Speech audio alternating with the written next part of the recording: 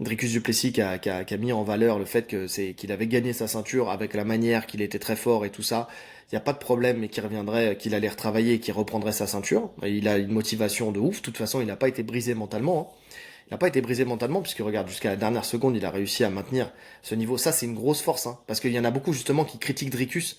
Mais les gars, résister à ça et être encore dans le cinquième round comme dans le premier, aussi motivé, aussi avoir autant la dalle d'aller chercher, de prendre la moindre opportunité.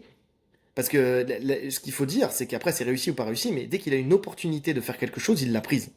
Et on l'a vu dans le dernier round, dans la dernière minute du dernier round. Tu sais, quand je dis, moi à mes élèves, et tu le sais, je te l'ai déjà dit, un combat, c'est de la première à la dernière seconde. Si tu abandonnes au bout de 2 minutes, je t'en veux. Si tu perds, mais jusqu'à la dernière seconde, t'as tenté ta chance, je te respecte. Je respecte Dricus pour ça. Et Shimaev l'a respecté aussi. Il a dit, c'est une mentalité de lion. Et il a raison. Mhm. Il a raison.